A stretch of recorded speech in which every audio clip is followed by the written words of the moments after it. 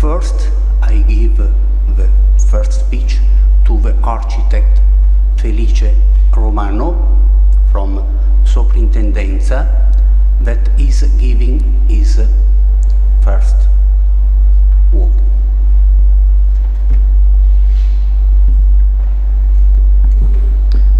Buongiorno, sono Felice Romano, architetto funzionario di zona di Vicenza e provincia della Soprintendenza di Verona, Rovigo e Vicenza. Vi porto innanzitutto i saluti del soprintendente che non è potuto essere qui stamattina per altri impegni assunti in precedenza, e devo dire noi partecipiamo con molto piacere a questa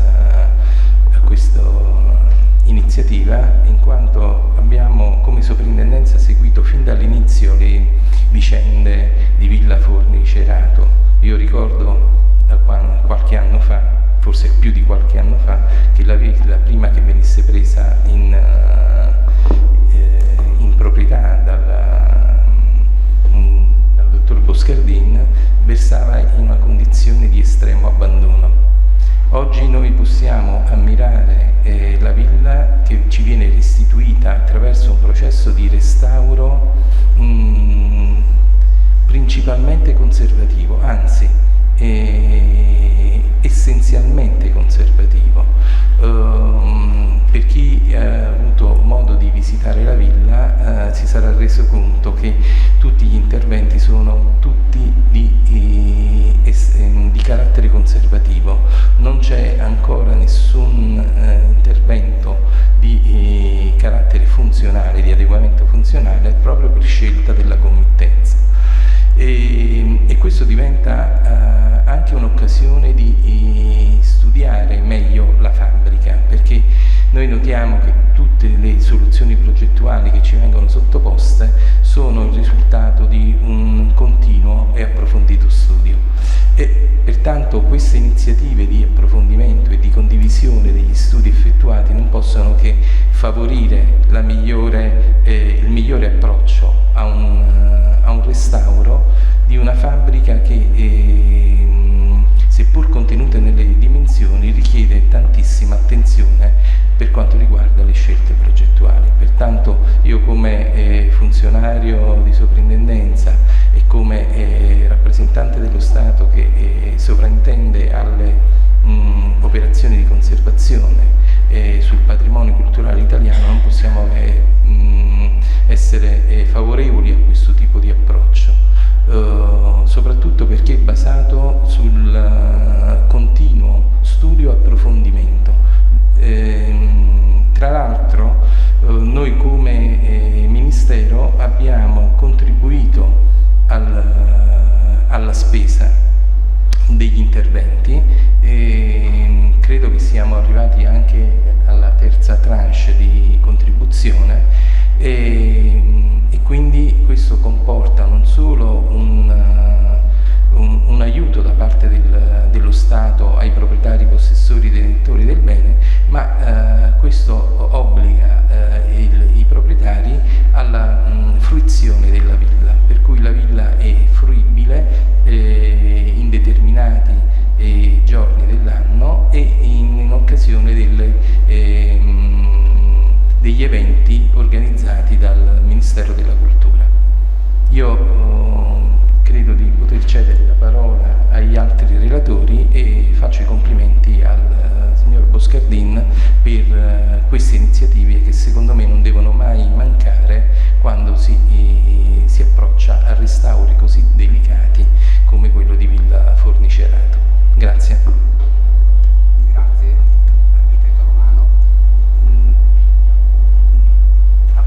I keep the opportunity to thank for his presence the student of architecture of the Virginia University, and for these people coming from, I keep the opportunity, to welcome the students of architecture in Virginia University, and I ask the pleasure to Francesca to translate shortly the speech of Mr. Romano.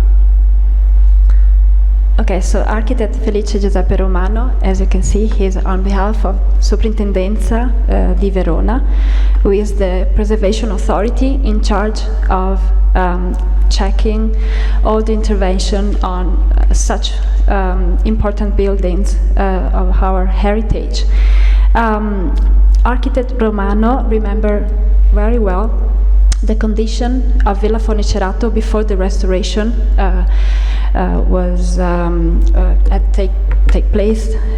took place in 2021, and of course we're talking about a conservative restoration, which is one of a kind because it's very accurate and respectful for the historical value of this building. The very important thing about this kind of restoration is that there's no reuse of the building. And this is fundamental because it allows us to preserve the building as it was in the 16th century. Thanks to the commissioner, the Ivo Boscardin, we as architects and technicians and engineers and all the people involved in this project, we can really pay attention to what we're doing, and we don't have to find a new function of the building. So the kind of research and study that was carried out in the first years was the best approach to restoration of a building which, as you can see, needs a lot of accuracy. There was a financial aid from the Ministero della Cultura for the first 3 phases, which was of course very important, and of course also a way for the Ministero della Cultura of as a recognition of what we're doing in a good way. As you might know, the villa is open to the public, and we have a special agreement with the Ministero della Cultura to constantly open the villa to the public, also when there are events organized by the Ministero della Cultura. In the end, architect Romano says congratulations to the Boscardin family, who is in charge of this kind of patronage, and all the team involved in the project.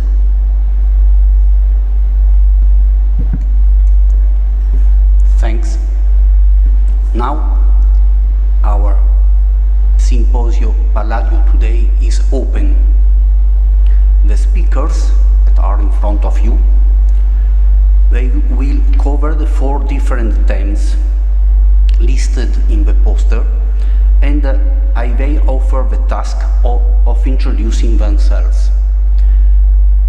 Just a technical note: after 2 themes, within around 1 hour, we will keep a short break, and we will continue with the last 2 themes. As first, I give the microphone to Inés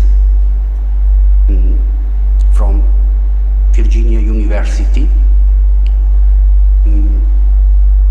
Inés Martin-Robles, that she is here with a part of its students, and she is charged to start this event. First of all, thank you so much, Dr. Ivo Boscardin and Francesca Grandi for this invitation. Also, thank you for all the other people in this table. My presentation is going to be about the relationship in between the University of Virginia and Vicenza, because it's a long one, but I will not extend in the issue so much. First of all, do you mind? First of all, there is a relationship in between the Venetian region and Virginia in terms of geography, not only because of the mountains that are here in the Dolomite, the relation with the lagoon and the plains areas in the middle that are also presented in Virginia, where we have a situation, a geographical situation that is quite similar, with all the rivers coming from the Appalachian and ending in the Chesapeake Bay, as here in the Veneto region. So basically the landscape, the industrial landscape was at the same time pretty close, where in both regions we were using the canals as way of communication and transportation of goods and people from the mainland, inland, to the water. The first image was Richmond. This is Dolo here in the Brenta River, that both of them have some kind of similarities. And around those rivers we have some kind of architecture that is almost the same kind of typology, where all the plantations in Virginia corresponds more or less to the same use that is here with the villa, the Veneto villas. Always with some agricultural use and using the water as way of transportation of goods. This geographical condition that defines both territories made them really similar in these geographical aspects. And the second character is Thomas Jefferson, because not only geographical and historical similitudes, there are also some kind of really reverent relationship in between Virginia and Vicenza, the Veneto region, because of Jefferson and Palladio. Jefferson had in his library 5 books of the Quattri Libri, and this is one quotation from one of his friends explaining Jefferson's attitude towards Palladio's terms. Jefferson based all his designs for the University of Virginia, that is an UNESCO World Heritage, in Palladio's design and the classical Roman architecture that he knew just through Palladio. In the rotunda of the university, the main building of the university that hosts the library, was completely based in the architecture of the Pantheon and the Villa Rotonda here in Venice.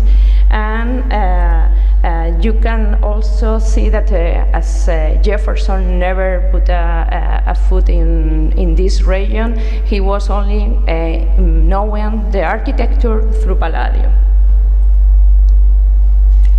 Those are some photos of our academical villa, where you can see some kind of resemblance with the classical architecture by Palladio. And this relationship was deeply studied by so many scholars that I'm not going to talk about, because it's really well known, and you have all the videos in Vicenza here. And it's not only a relation that is in the architecture, there is also some kind of relation in the landscape. So Palladio Jefferson tried to also change the landscape of Virginia, including some kind of, or planting vineyards all around, but they never survived. They were frost in May 1774, and he was trying for so many years to replace it, but it never happened. Also, the name of the property, the Jefferson's house, is Monticello, because the relationship is clear with Palladio. He took the name from the explanation that Palladio is doing in the 4 books about where he built the rotonda. And this relationship was recupered in the School of Architecture years later by Sidney Fiske Kimball and Lawrence Coker. Both of them were the deans of the School of Architecture at UVA. Kimball from 1919 and from 1919 to 1923, and Coker from 1926 to 1928. The first president of the University of Virginia, Edwin Anderson Adelman, appointed in May 1919 Kimball as the head of the McIntyre School of Fine Arts. He was only 30 years old and an expert in Jeffersonian architecture, graduated by Harvard. In June, the selected Hotel E at the west range of the academic village was designed as his residence, and the annex to it was the new School of Architecture. Kimball also engaged the school with the pioneering efforts of historical heritage preservation in the US. He was in charge of many historical restorations in Williamsburg Colonial, where he was also the head of the Preservation Board, and in Monticello, the head of Thomas Jefferson Foundation Restoration Committee. After Kimball, also Joseph Hutnock tenures and Lawrence Cocher arrived to the University of Virginia as new director of the School of Fine Arts and Architecture.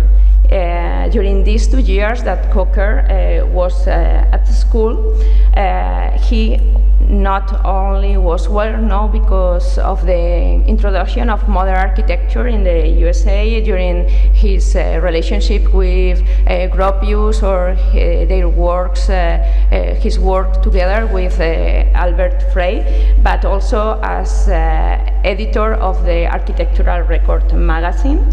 And some of their most important buildings are, for example, the Aluminar House or the Black Mountain main building in Black Mountain, the main building in the Black Mountain College.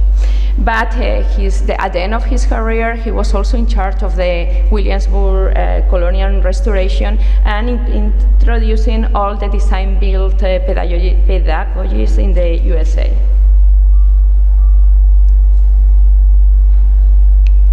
So, despite of his modern vision of architecture, Coker was simultaneously as advocate of historical preservation and as a renowned scholar in the field of American vernacular architecture.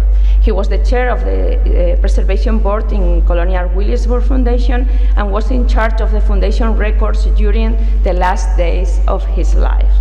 His library, donated to the Williamsburg Colonial Library, contains many editions of the 4 books of Palladio too.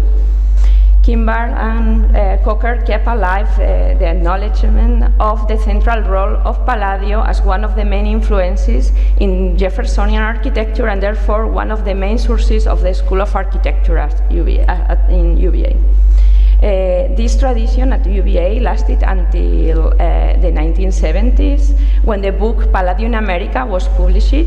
The author of the book was Frederick D. Nichols, professor of architecture at the University of Virginia. He joined the faculty in the 60s, and was working and overseeing the restoration of the Rotunda University in the 76. But there is another character in the story of the University of Virginia that is linking the two regions.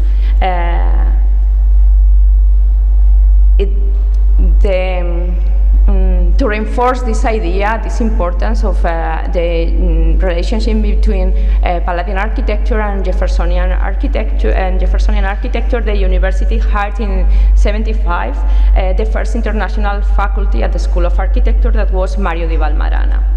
Mario di Valmarana was born in August 16, 1929 in Venice, Italy, and after earning his architecture degree from the school in Venice, he transferred to Columbia to continue his studies there, and was hired by Luigi Moretti the Italian architect to work in the design of the Watergate complex for the Società Generale Immobiliare, the Italian real estate company in which the Vatican Bank has a significant interest, and they finished the first building in the 65, the Watergate East.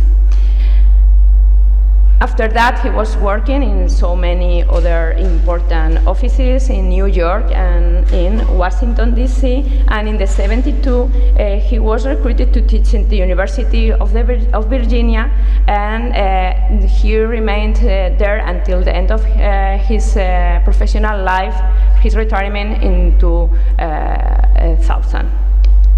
He was a legendary professor who combined a profound grasp of the history of architecture, studio instruction, and historic preservation with enthusiasm, eloquence, and great sense of humor. A strong advocate of historic preservation, both nationally and internationally, he chaired the advisory committee for the restoration of Frank Lloyd Wright Falling Water and supervised the preservation of Andrea Palladio's Villa Rotonda in Vicenza. He was also the founder of the Center of Palladian Studies in America, which publishes two biannual journal, Palladiana. He taught at the school for 28 years and served as director of the Historic Preservation Program and funded the school's first international study programs in Vicenza and in Venice, which 50 years will be celebrating next summer. This is essential part of our curriculum nowadays. And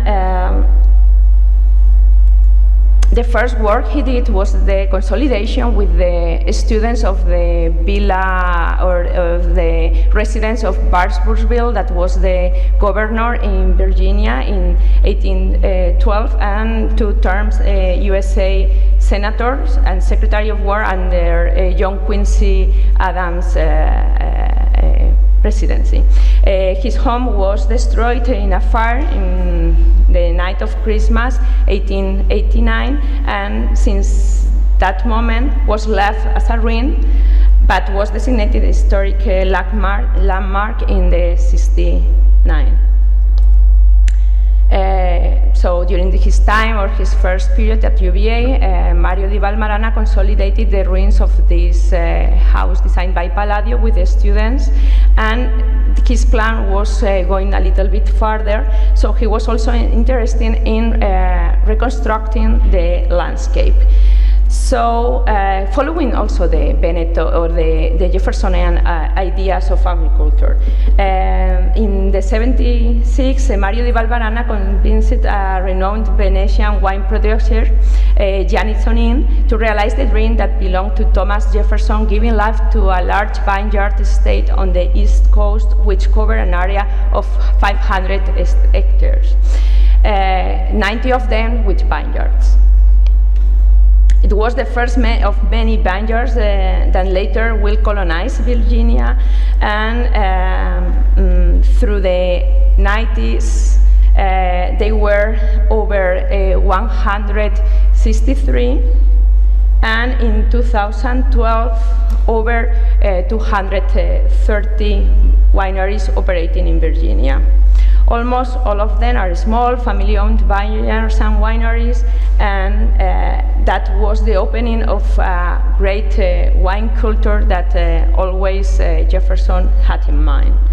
And that changed over the productive landscape of the region and fulfilled Jefferson's ideals about agriculture in Virginia. Thank you so much.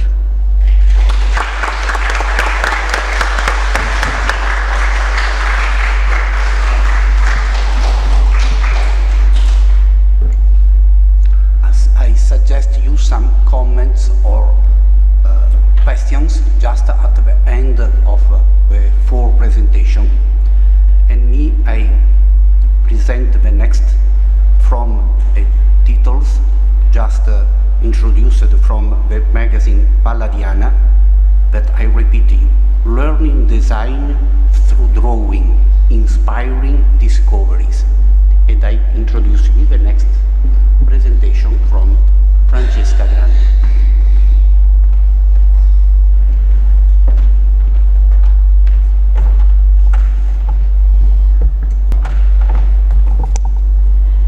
As a representative of Villa Forni Cerato Foundation, I'm delighted to be here with you today. I really want to say thank you. Thanks to all the speakers who accepted to share their works and knowledge on Villa Forni Cerato, and I really want to say thank you for being here. I'm honored to present the latest research focused on the modularity related to the golden ratio found out in Villa Forni Cerato. What's behind the design of this building? What makes the elegance of this universally recognized monument? What hasn't been discovered so far, despite many studies carried out on this subject? Why is it so beautiful? A lot has been said and written about Villa Forni Cerato since the 18th century. Three great scholars and experts on Palladio's architecture contested its authorship: Poulet, Cevese, and Beltramini, even in recent times. In 1847, Julie Poulet stated that the facade does not have the imprint of the classical simplicity which is the characteristic of Palladian work. One sees too much study, too much refinement, and perhaps the number and size of the door and windows would not correspond in proportion to the size of the building, which is very small. In 1971 and later in 1990, Renato Cevese wrote as follows: observing both the building envelope and the space it contains, we notice something petty and uncertain. The narrow loggia of the forepart, the side rooms, and the central hall have nothing Palladian, lacking that breadth that is typical of the environment conceived by the artist. In 2020, 4 years ago, Guido Beltramini affirmed that the elements that have most convinced the supporters of a non-Palladian design are the extremely simple plan without the usual relationship between the dimensions of the rooms, the position of the staircase, the presence of proportional disharmonies between the parts of the building. The loggia is too narrow, and the presence of beamed and not vaulted ceilings, weak argument given the activity of the owner Girolamo Forni as a timber merchant. It is important to keep in mind that in 1971, the last inhabitants of the villa sold it to owners who didn't care of the monument and basically abandoned it for 50 years. During this time, vegetation infested the whole site and degradation speeded up, bringing the building to a likely collapse. Of course, any restoration work was carried out, and least of all, any scientific campaign of surveys was conducted directly in the building. Consequently, many scholars could only analyze it historically and stylistically, but not scientifically. Despite everything, in 1996, Villa Forni Cerato was included in the UNESCO World Heritage Site list as a recognition of the ascription to Andrea Palladio. When on 14th July 2017, Ivo Boscardin decided to save it from its deplorable condition, a huge investigation campaign started in 2018 and it's still going on, bringing to light a lot of information which was just hidden inside the Prince document, that's to say, the building itself. Thanks to the photogrammetric survey provided by the Politecnico di Milano UNESCO Research Lab, here we are, and a close observation of the distinctive architectural and decorative elements in the loggia, we were able to uncover the alignments between windows and wall paintings, as well as between the main arch of the Serliana, or Palladian window, and South Portal. At this point, we had to map the projections out, firstly on paper and then physically on the provisional floor. As a result, we obtained 3 typologies of perfect square. There's a proportional relationship between the types of squares. the side dimension of the smallest one, if doubled, generates the second square. If tripled, generates the third and the biggest one. Basically, the whole geometry originates from a grid of 1 unit squares. The side dimension of these squares is 57.8 centimeters. It corresponds to the width of the pillars of the Serliana. And if you're wondering why there's a little frame surrounding the internal grid, you might be surprised to know that if you sum its dimension to the thickness of the walls, it always comes to 57.8 centimeters. From now on, we can assume that 57.8 is the dimension of the module of Villa Forni Cerato. Of course, Palladio didn't use centimeters at the time, so the dimension would have been 1 foot, 7 inches and 2 minutes. Where does the dimension come from, mathematically speaking? It's the result of the multiplication of the measure of the Byzantine foot, used by Palladio as unit of measurement, which corresponds to 35.7 centimeters, by the irrational number of golden ratio or divine proportion, 1.618, and so on. Therefore, the ratio between 57.8 to 35.7 is the same between 35.7 and 22.1, which is the difference between the dimensions. Andrea Palladio formally describes the Byzantine foot in the treatise The Four Books of Architecture in 1570. This line is half the Byzantine foot, with which the following buildings have been measured. The whole foot is divided in 12 inches, and each inch into 4 minutes.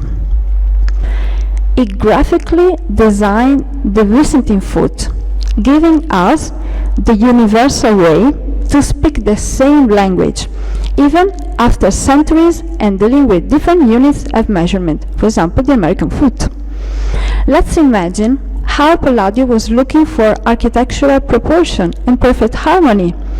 To design a golden rectangle, considering the Byzantine foot as the starting segment AB, to build a square, it can be divided in two to find out the midpoint of the side E.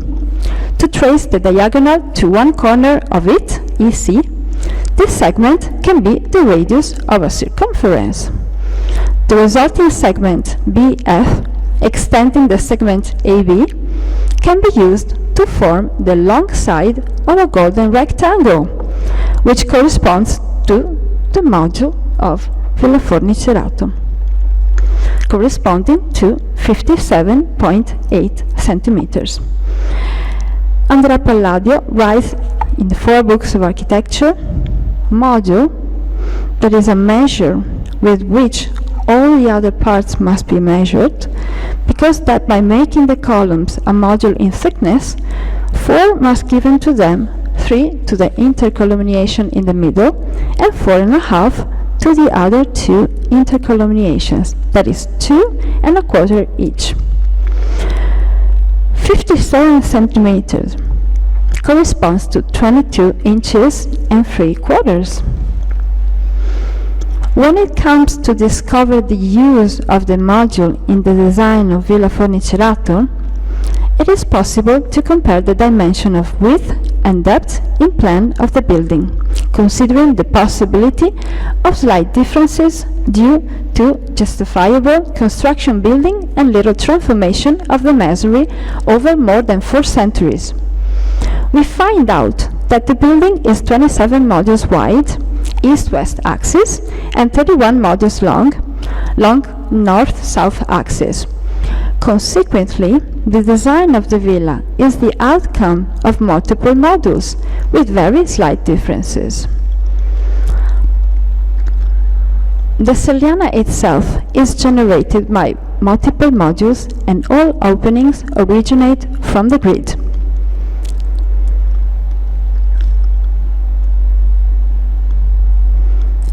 If we overlap the plan of the main floor to the whole grid, the surface of the room is clearly created by the grid of modules. The same is true for the main facade, where perimeter and spine walls, as well as slabs, have their consistency. The north facade as well is module-based, as well as the west one.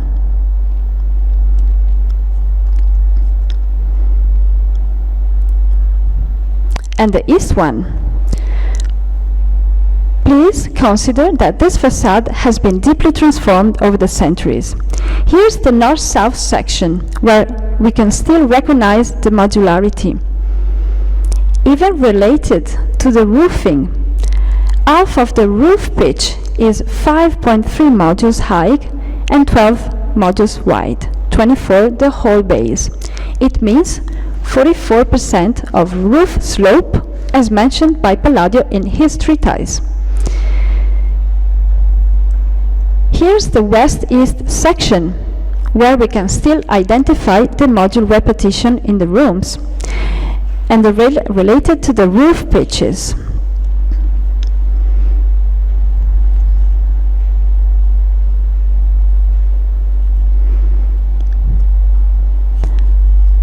The surfaces show recurring groups of modules, 9 by 9 or 3 by 3. Moreover, there is a mathematical ratio regarding the volumes, a sequence based on the number 3, in which the starting number is followed by numbers corresponding to the previous one multiplied by 3. The powers of 3, 9 and 27 are used to design the volumes of Villa Forni Cerato.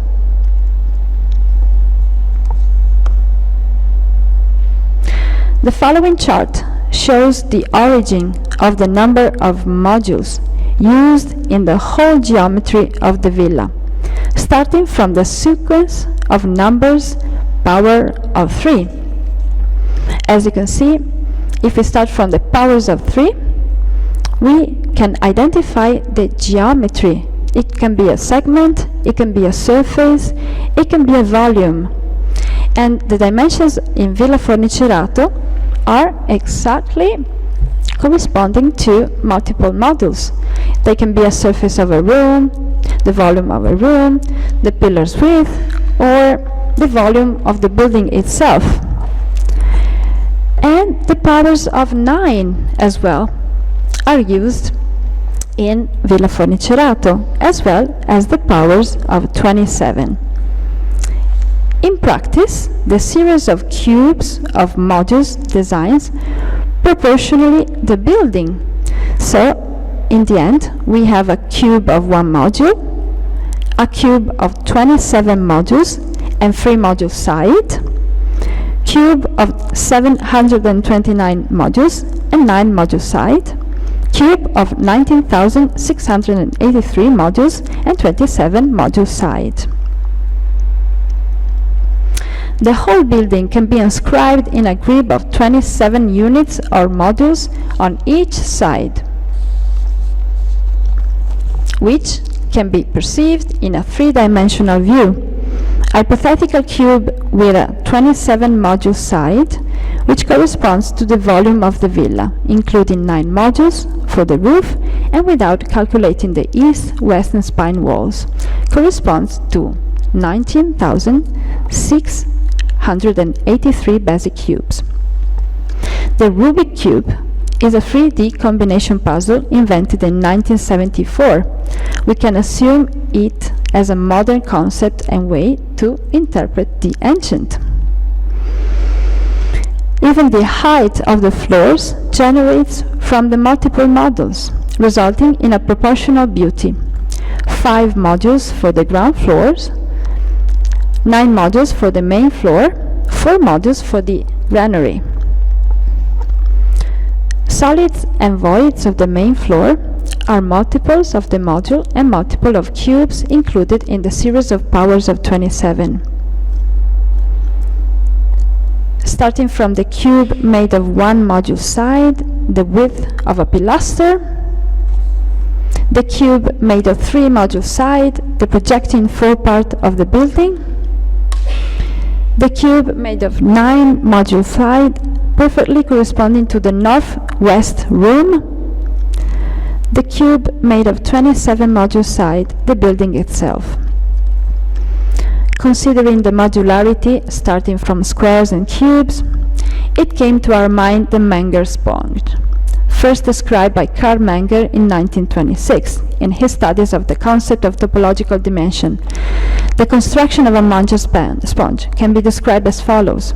Begin with a cube, divide every face of the cube into 9 squares in a similar manner to a Rubik's cube. This subdivides the cube into 27 smaller cubes. Remove the smaller cube in the middle of each face and remove the smaller cube in the center of the more giant cube, leaving 20 smaller cubes. Repeat step 2 and 3 for each of the remaining smaller cubes and continue to iterate ad infinitum. We might use the same procedure and go on as follows. After the first 3 interaction, cube divided into 27 smaller cubes, where 1 cube is the volume of the main room of Villa Forni Cerato. Each cube divided into 27 smaller cubes, where 1 cube is the volume that makes up the forepart. Each cube divided into 27 smaller cubes, where 1 cube is the volume that makes up the pillars, the cube of the basic module.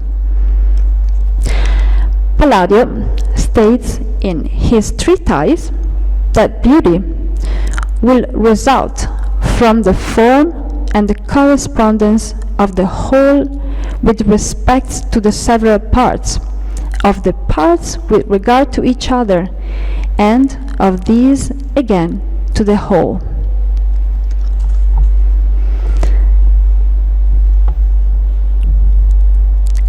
It's hard to find any difference from the description Palladio provided of beauty and the legacy he left us in Villa Forni Cerato design, which we want to pass on to the future generations through our research and restoration activity. Thank you.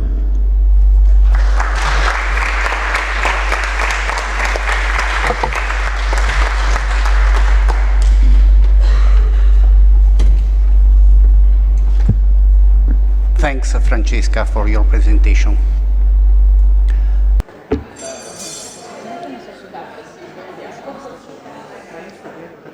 We begin. Thanks. We start the second session with Professor Adami, that is introducing himself. Good morning, I'm Andrea Adami, and I'm from Politecnico of Milan, especially from Campus Mantova, which is a specific campus of Politecnico of Milan, and which is more devoted, let's say, to cultural heritage. Why? Because in Mantova we have a UNESCO chair of for architecture in historical design. So our mission is exactly to study the historical context and try to understand how to intervene, to make an intervention, to make a design in this context.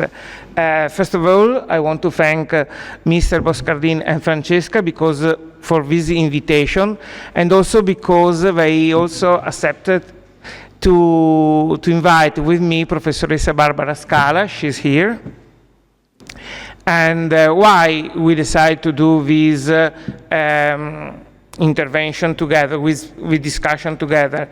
Because I'm teaching and I'm working in the field of architectural survey. So we met Villa Forni Cerato in 2018, and there we did our, I say we because I'm part of a research laboratory. So when you do a survey, you are not only one, but you are a group, you are a team. And we did the laser scanner and photogrammetric survey. But during the year, I started to study with Professoressa Scala another topic, which is the H-beam, and we will discuss in few minutes.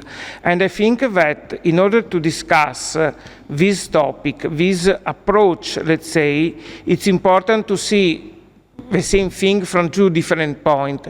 The different point of measurement, let's say, and the different of knowledge, how it is the building today, and the point of preservation, so how it could become. Okay, so for this reason we decided to do this speech together. And our speech, unfortunately, I don't know if it is perfectly fitted the topic of today, or at least the title, because the title is Discovery. I'm not sure, because we didn't discover anything new. But I think that the method that we try to apply on this villa is a very interesting method, and I think that it could give some discovery in the next period. So I think that even if we don't have yet a discovery, this method could be very useful. So this is why we decided to talk about this methodological approach for the knowledge and the conservation. Knowledge and preservation are two parts, let's say, of the same process. The process is the process of preservation, but we cannot do the preservation before we have very in-depth knowledge of the building, of the. And we, when we started to think about this, of course, the example is the most well-known opera or villa of Palladio. And of this villa, we have the advantage that we have many information, we have many drawings. So this was our first point of view. And on this, we wanted to develop this approach. So this approach that I very briefly described as H-beam is a method which is applied since many years now, which have been applied since many years in the field of construction and engineer. And the word is BIM, means Building Information Modeling. It is just as a 3D replica of a building in each part, and this 3D replica is useful for many aspects. It can be useful for the sharing data, so all the information are not belonging to the single person, not to the architect, not to the restorer, not only to the engineer, but all the information are shared between the whole group. The information are let's say, working in different phases. So we are talking about the idea, the first stage, when the only thing is to design, to have the idea of a design, then to the design, to the construction, and to the maintenance. So this method seems to be very, very interesting also because it allows to control many other aspects. So, for example, the building site, the cost, the times, and so on. So it is, let's say, in the world of new construction, one of probably the most important method that now we are trying to apply. It's not so easy. We are studying this, but it's very, very interesting. And before going to the next concept that we have to develop, another important thing of BIM is that it is based on two different, let's say, columns, pillars. It's based on geometry and information.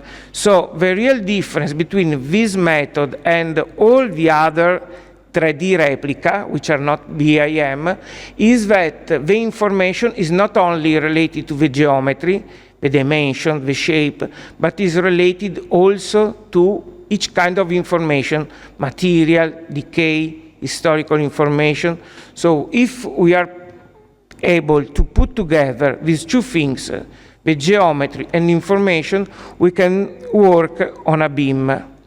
But, there's a but, because BIM is a method which were thought for new construction. Okay, so the idea was to use this method for new construction from their first, let's say, idea to, as we said, design, construction, and so on.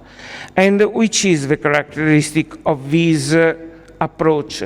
Is that everything is perfectly known. Imagine you are talking about something you are designing. You can decide everything of this. If I want to design, if I want to realize my house, I can design everything, from the kind of windows, from the material of the floor, from the stratigraphy of the walls, and so on. So I will decide everything, so my knowledge is total, is perfect. Okay? I know everything. It is something that it will arrive after some years, but the information that I will have on this, on my building, are fully. Which is the problem? The problem is that when we move from BIM to H-BIM, where H means, according to different, let's say, cases, historical, history, heritage, for us, the only characteristic is, the real characteristic is that it is existing, okay? So when we talk about H-BIM, okay, we change from new construction to existing construction, but the real difference is that we don't know all this information. We have some information, and it was very clear, for example, in when we started to study, to survey, sorry, not to study, just to survey, because our role was the architectural survey, the geometrical survey of Villa Forni Cerato. What I mean? I mean that in order to have the perfect knowledge, we have to put together different studies, and also that the perfect knowledge will never be arrived, will never be accessed, but it has to be updated time by time. So we should find a method that is able to modify, to update, to take care of new studies, new consideration, new works, for example, the one of today that we saw very interesting of today, of this new module, and this information should be inserted in the same system, okay?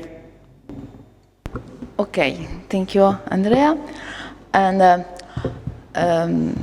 in this work with Andrea, I represent the H in particular, because my focus is about the restoration and preservation. And when we talk about BIM, is a very problematic situation, and because if there are a module, like introduced before, every element there are in the Villa Forni Cerato, but in general in the old buildings, we have the particular elements, but only, for example, the decoration, the workers worked different every times. And for me, it's a very important that information. And one problem with BIM in origin, when the people who study restoration have some doubts about that approach. But in the opposite, we discover the potential possibility about that software, because it's needed to work with the other people, and this is software, but not software, the method is the point where we have a connection with a lot experts. But before we talk about how many information we have about the Villa Forni Cerato, but we have a lot of information from different languages. And the BIM, the H-BIM in particular, is the possibility to discover and to talk with each other a very lot of information, but not only for the first time for knowledge, but for me it's very important also to use that information to conserve, to plan a conservation in the future, in the restoration now, and the activity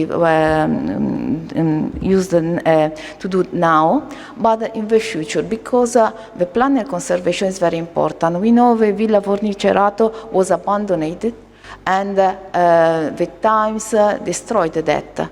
And now we restart the importance, we restart the care about that villa, but if we don't continue with that approach, it's too difficult to conserve that. And H-beam is very useful tools with that it's possible to continue and improve the information, and but coordinate the techniques and all people who have a possibility to work or study about that. And plan and conservation is a very central focus, because when finished, the restoration is needed to take care of that.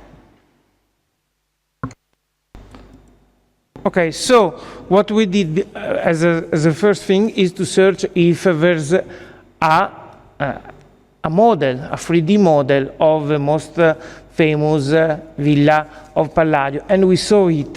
Here we have some images of a model which can be downloaded from a very famous website, and it's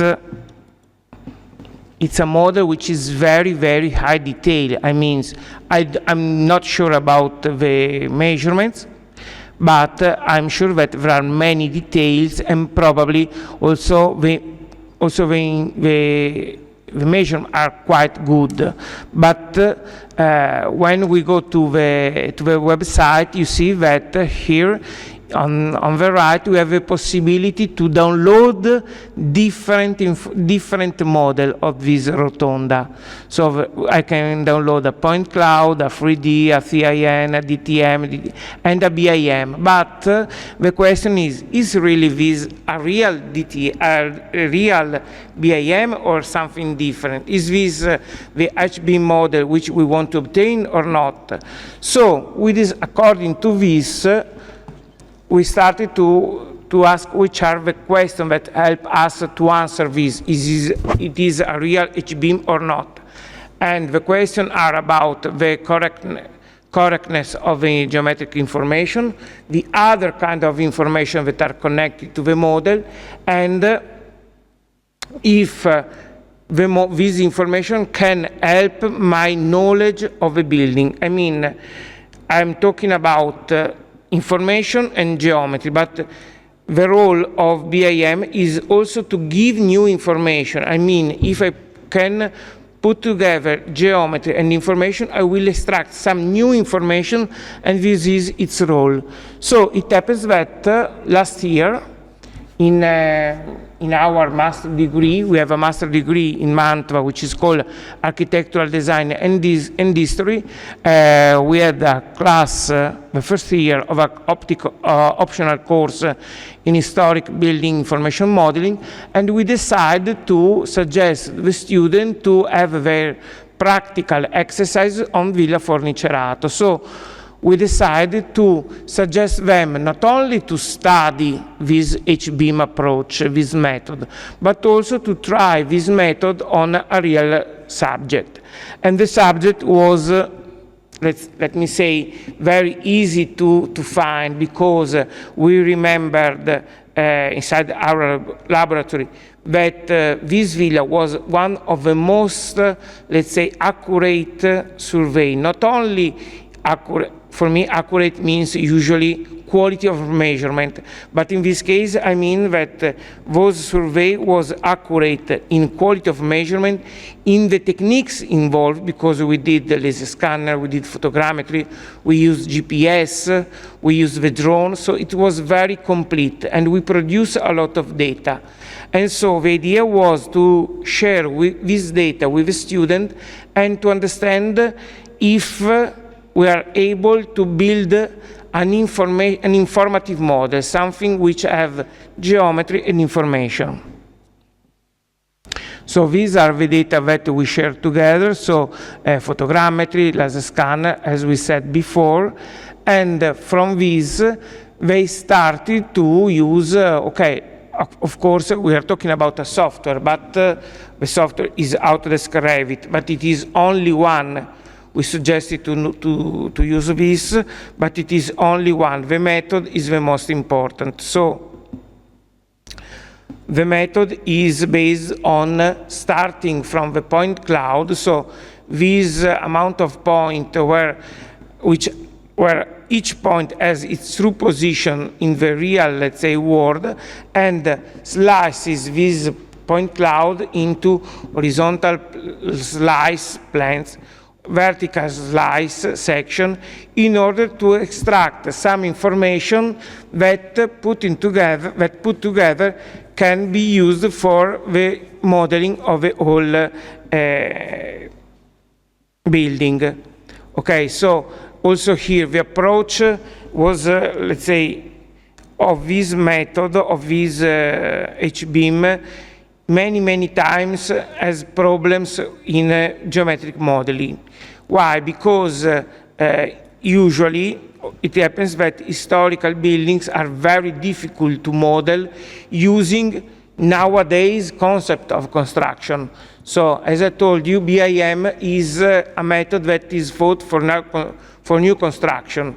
So in a new construction, it is quite easy, of course, to find a wall, to find a slab, to find some windows. It's not so easy to find columns with capitals, to find some other kind of decoration. So usually when we talk about modeling for H-beam, we have to face the problem of decoration, of modeling details. Here we were very lucky, let's say, because the beam, the villa is very regular, is very linear, is very, but in a positive way. I'm not saying that it's poor. I'm saying that it is linear in its decoration. So there are no elements that were difficult to model. But, and also I'm a professor, so I have to notice not only the scientific, but also the didactic aspect. We found some problems that we never thought before. For example, here we have a roof, a ceiling, a wooden ceiling. I don't remember the room, but we asked them to model, and to model they have to realize the beams and the plank in order to simulate the real object. Which was the problem? The problem was that element that in Italian are called regoli. These are these small, I don't know if these small listel of wood that are between two parts of a plank and are used just to avoid the duster to fall down. It was very difficult to the student understand the real role of this element. And why? Because, of course, it is not an element which is very usual in today's representation. It cannot be done automatically, for the reason I told you before, but also it is something that they don't know really. So most of them, they did this regoli as a continuous beam, small beam, between the main beams and the plank, and it cannot exist. So this is the first problem, and it told us that this kind of modeling is useful also because it needs that you really understand the construction. The second is about this element, so the upper part is the correct one, and the second is the wrong. You see that when you draw something, for example, in AutoCAD, in the traditional approach, the beam is drawn till the end of the wall, but it is not like that in reality. So the beams can enter, the wall for a dimension, and this is the most important element. for the structural purpose of a beam. So these two elements were, from our point of view, should be obvious, were not so obvious. And this is, I gave you this example, just to tell that with this kind of modeling, with this kind of approach, we cannot consider something like an obvious thing, but we have to think very carefully to all these elements. But at the end, we have, let's say, a good result. So we have a 3D model of interior and exterior, model on in all its elements. You see that here we have mostly of the elements of a facade. Here we have some section where you can see also the inner parts, so subdivision of different rooms, but also the structure of the ceiling hoods and of the roof. So we asked them to model very simply, but to focus on all the parts of the building. And also they did some focus, for example, on the roof structure, which was very complex. So they have to let's say, split the whole roof into different parts and then to model each one by one. At the end, we can say that at this point, we could have finished the step of geometry, so of 3D modeling, but it was not enough, because we told you that BIM is based on geometry information. So according to the previous workshop made like this, we share with the students that are, fortunately, all the materials are all in English, because the master is an international master, so the students are from China, India, so for all over the world. They could find the information to attach to the model in the previous edition of this workshop. And also we asked them to think to what is called technically level of information needed. I don't want to be so technical, but usually an architect, and we saw before, talks about measurement, and its first instrument is the scale of a representation, okay? So when I see a drawing, the first element is in which scale is a 1 to 50, 1 to 100, and so on. When we move to the 3D, it's not so easy to use the concept of a scale. We use the concept of detail. How many details? So I can say there's a lot, 1, 2, 3, according to the different national regulation, or 100, 200, and so on. But the new regulation inserted this new method. There's no the level of information, so the level of details, but the level of information needed. So first I have to define what I need, why, and then I will describe the information that I need, okay, the geometry that I need. So I ask them to answer to this. So why, which is the purpose of your model, of your information connected to the model? When it is necessary, who needs this information, and which are the real information? Then, which kind of geometry you have to give to describe of information? Which kind of information? So we are talking about beams. For example, I should say very simply, but not so simply, the number of beams and the number of the room. And after, at the end, the last is documentation. So which documentation should I consider if I want to work on this? So for example, we suggested them to work on the ceiling, the wooden ceiling we saw before. And we asked them to follow this list. So why we want to focus on them? Because it has to be restored. when we need all the information before the restoration, because we will decide the kind of intervention according to the knowledge of that we have. So according to the kind of wood of a material, to the kind of to the different kind of damages, to the structural function, and so on. Who needs this information?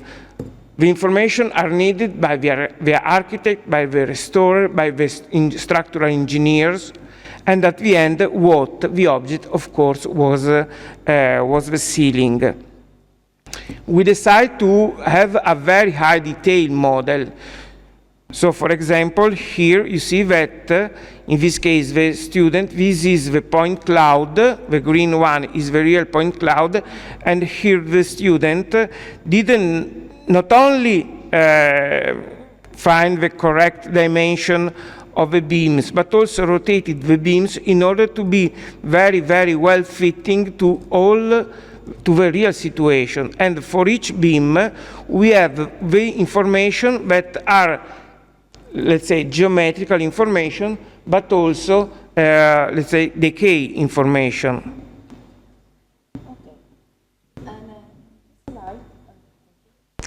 And this slide, we analyze the particular, and this is important because the student start from the sketch with hands to understand the characteristic of the technology to build, to create that ceiling.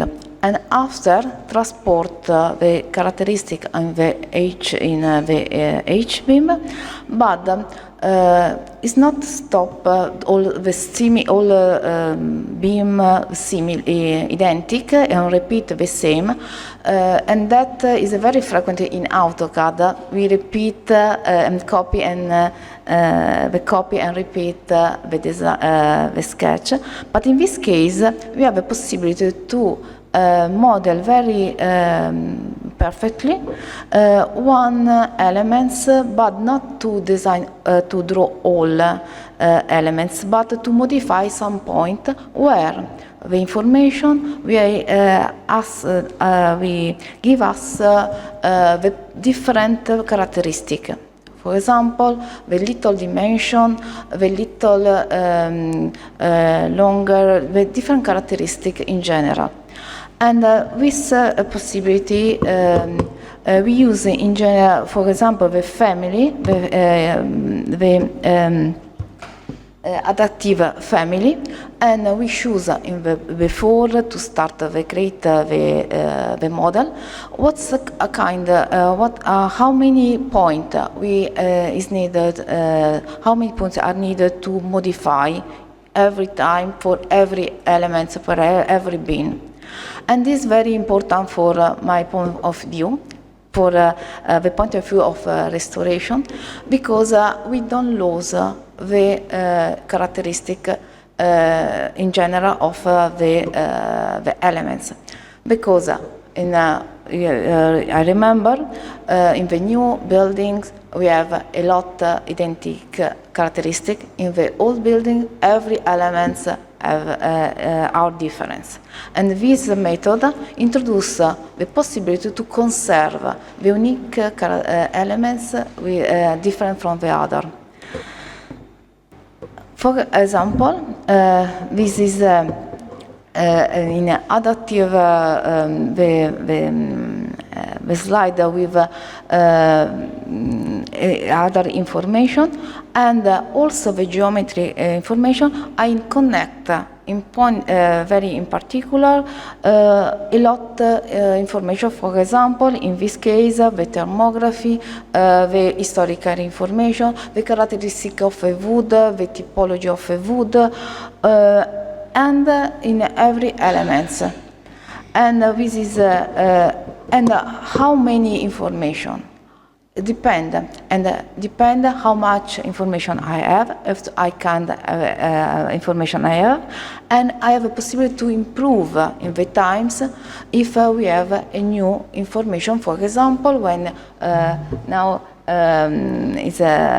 before we talk about the ceiling, about the information during the site building, it's possible to connect that.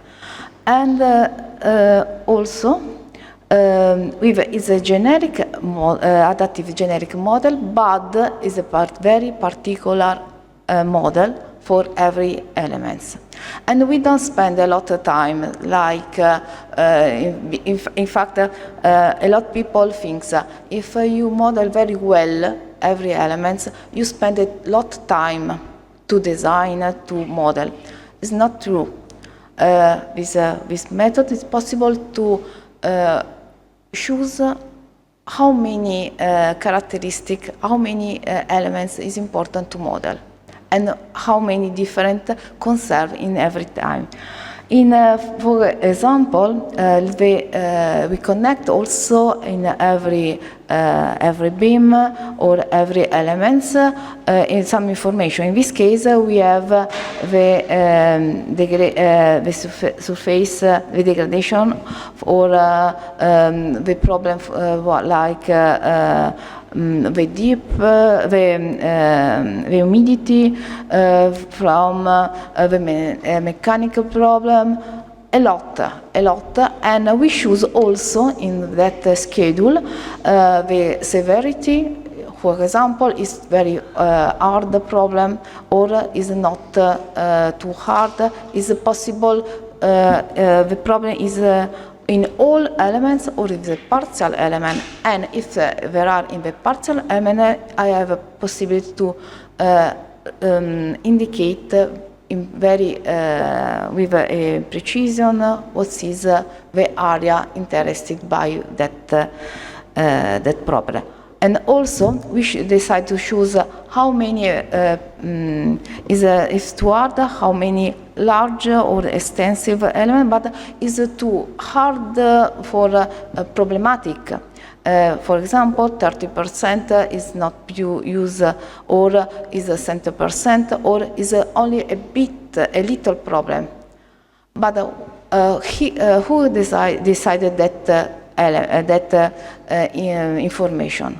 Decide all people who work in this project, and compare my point of view, the point of view of engineer, the point of view of restoration. It is also the point of view of historical, the people who know the information, historical information, because is a point, is a moment we compare a lot information. I repeat information, but it's very important, because in general, in the past, we prepare the report, and we give at the Superintendenza a lot of report, but I know my information, but in general, I didn't know the other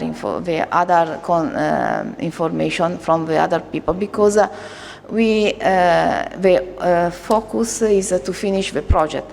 In this case, not. Is improve the possibility to compare and to talk a lot people, and to take care of a lot of point of view. This is another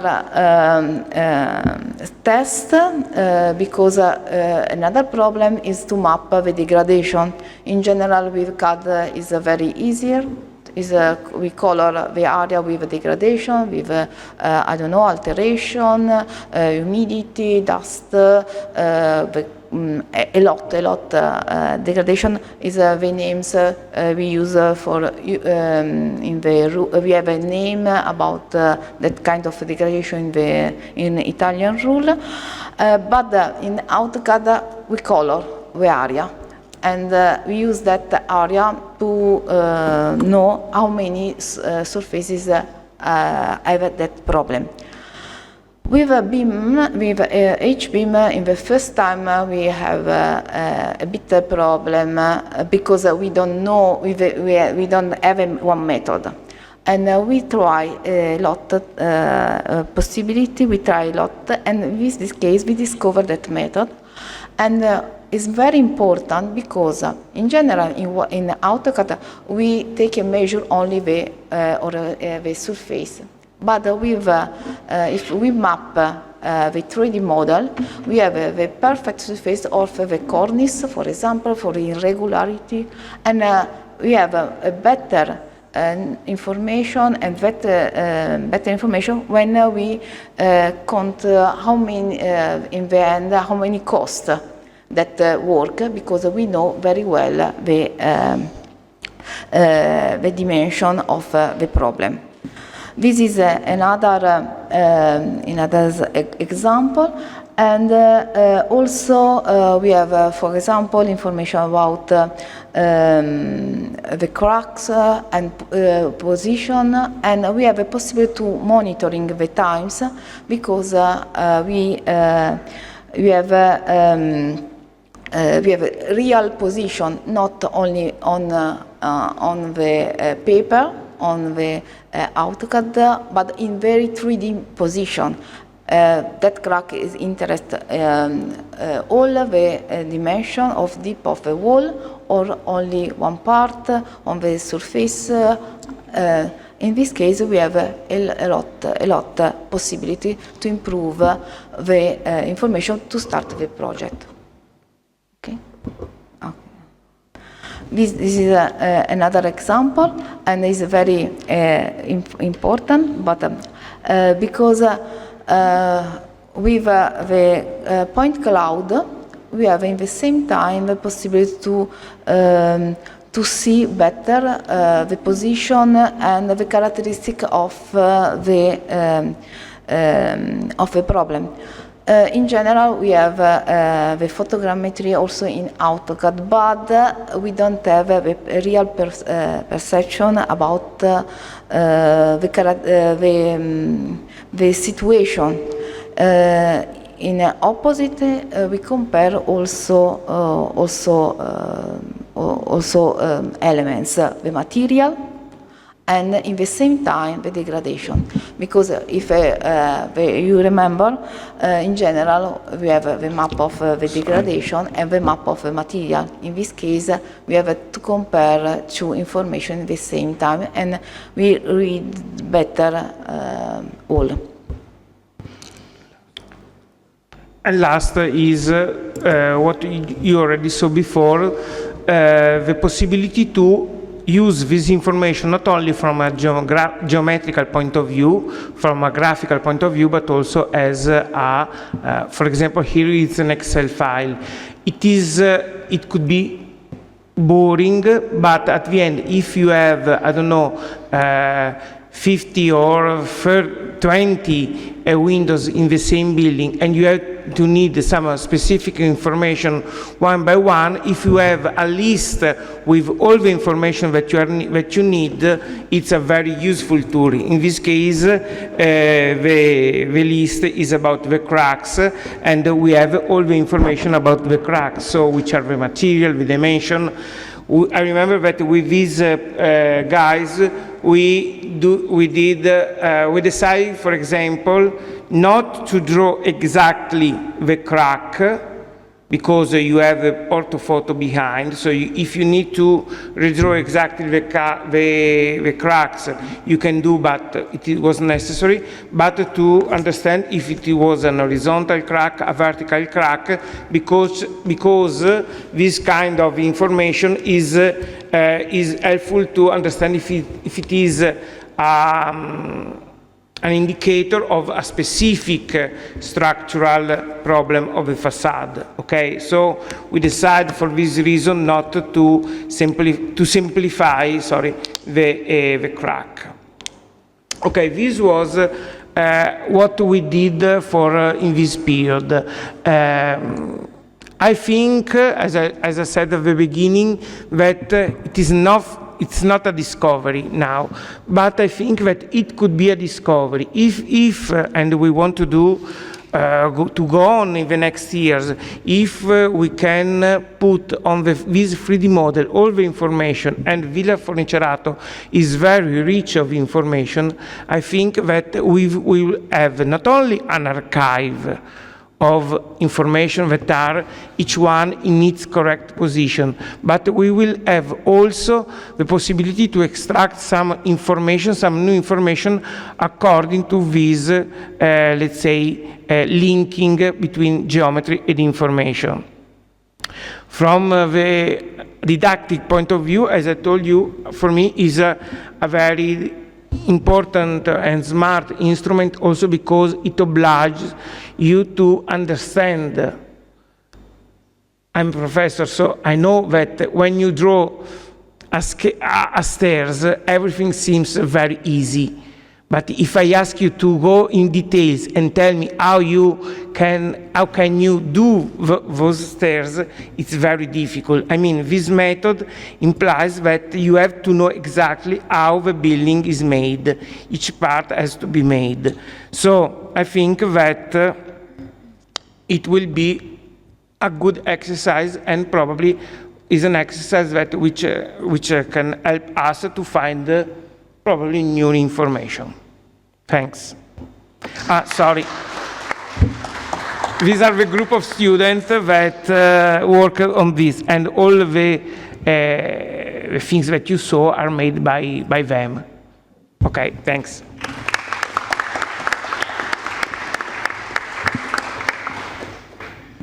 Thanks, Professor Adami.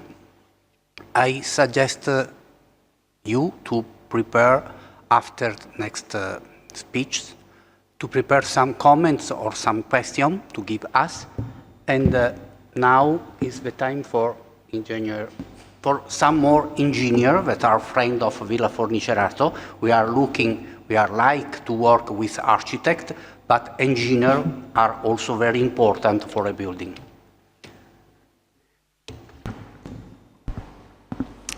Good morning. Thank you to be here. Thank you to Dr. Boscardin, to architect Francesca Grandi, to invite us in this day. And I'm Marco Mocellini from the company R-STRUCT Engineering that followed the design and the work supervision of the structural intervention on Villa Forni Cerato. In this presentation, together with my colleague Martina Pavanetto, we will try to describe the structural intervention carried out on Villa Forni Cerato. It has been for us a very challenging project because of the request of the commissioner, the Foundation Villa Forni Cerato, to maximize as much as possible the conservation of the existing aspects of the villa. So we have to combine in every single intervention conservation and structural safety. Conservation. So, as you know, as stated from the Venice restoration chart and international standard, conservation is means the safeguarding of the defining elements of a cultural item. So, its aspects, its color, material, but also its function. From a structural point of view, it means the preservation of the original function of the existing structure, avoiding the substitution with the modern elements, modern structure that are easier to calculate and to design, but can imply the loss of the original function of the structure. So a loss of a part of its cultural value. And so to preserve the original function of the existing structure, we need to understand the structural capability. And that is not stated on standard, but is on the existing item. And so to do so, we need a scientific approach that starts from the history of the building and then go on with the on-site investigation to understand the element, and then perform structural modeling and analysis. So The first step for the structural intervention design is knowledge. We need to know the existing structure characteristics and capability. So typology, morphology, and mechanical characteristics. Then it's very important to understand the behavior of the structure. So the crack patterns can show us the structural problem that the element had in the past, and identifying the specific structural problem, we can solve the problem and improve or retrofit the structure.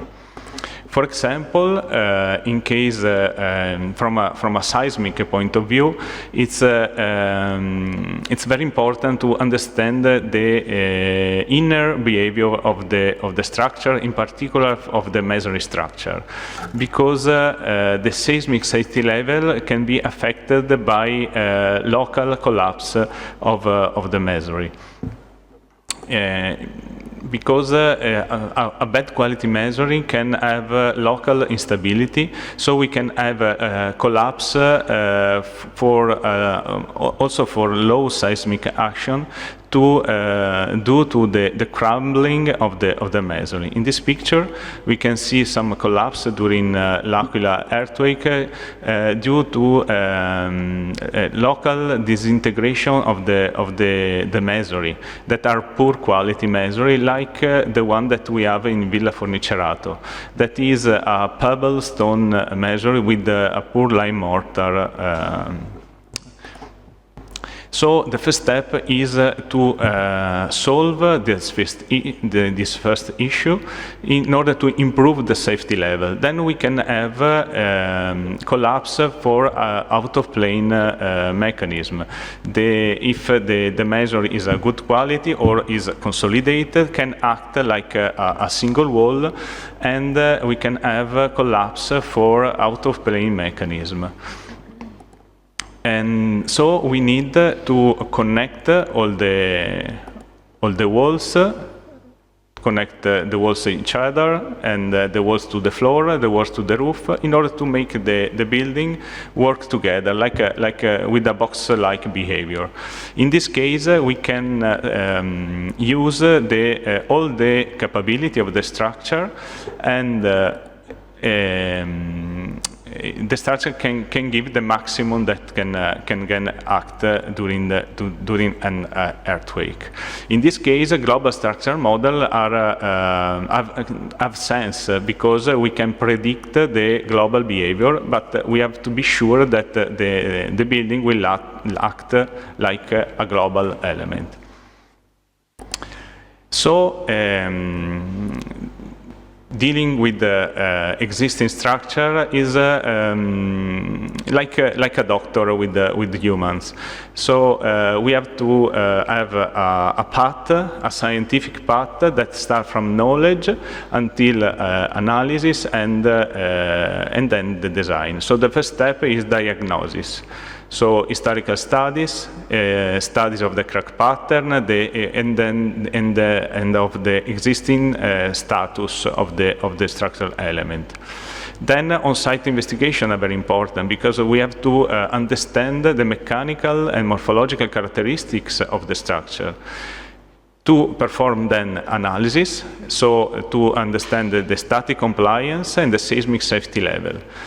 From this information, we can then design, so we can understand what are the weak points and reinforce them with a minimal intervention approach, that is, act only where necessary. And this is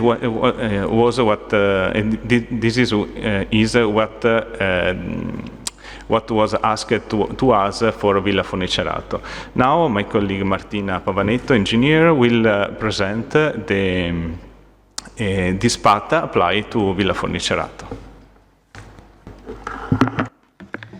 Okay, so with Marco now we have seen together which is the correct approach in general to investigate historical buildings. And now we will try to see how we tried to apply this knowledge process with Villa Forni Cerato.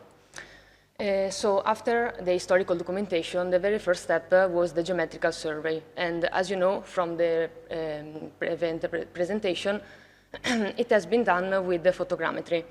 Photogrammetry gave us the opportunity to have a very high quality information. And so from this step, we could have a macroscopical intuition of the model. For example, we could know the thickness of the wall, the dimensions, and the numbers of the beam. So we were ready to go on site. During the first on-site visit, we had a lot of issues to check, but we put the attention above all on the crack pattern survey.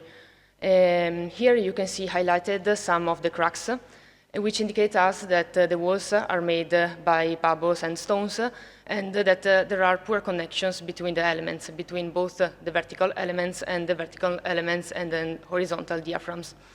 This indicates us that this is a seismic structural deficiency. After this, we had all the information to plan an investigation plan. So, also in accordance with the committee, we decided to make a lot of investigation in order to plan a conservative retrofitting. So we essentially investigate all the wooden beams with the resistograph method and all the walls with the sonic test. Both of them are non-invasive method. So resistograph, I could not go deeper because we don't have enough time, but essentially it works with a fine drill which penetrates the wood section. And there is a correlation between the resistance that this drill encounters by penetrating the beam and the strength of the beam. Here you can have an example of a good result on the left, the green one, and of a bad result. In the red area, it means that the drill encountered some voids or some inconsistencies, some non-consistent material. Here you have, in these 3 slides, you can see the results of the resistograph, and of course, with the red flag, you have the bad results, in green, the good results, and yellow, the middle one. The wooden beams have also been investigated with the dendrochronology method, which essentially works really good for the trees in general, and essentially it works with the extraction of a core from the tree or the wooden beam, as in our case, and by measuring and counting the growth ring, it is possible to date the element. Here, in this schedule, you can see the results for the Villa Forni Cerato wooden elements, and what it is interesting is that we have found out that 3 of the elements are really ancient, and 2 of them belong to the villa's building period. After that, there was just missing the investigation of the walls. And also in these cases, we used a non-destructive method, which is the sonic test, which essentially can be done with the placement of some transducer in the on the 2 sides of the wall.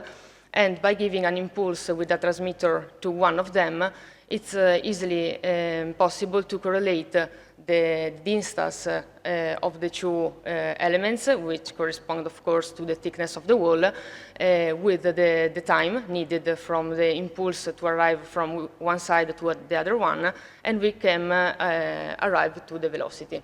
The velocity can be correlated with the strength of the wall, and here on the right you can see the results from Villa Forni Cerato walls. And as you can see, we have a low velocity, which means that the wall is not regular, and inside there are some voids. Now we were ready to go through the seismic and the static analysis.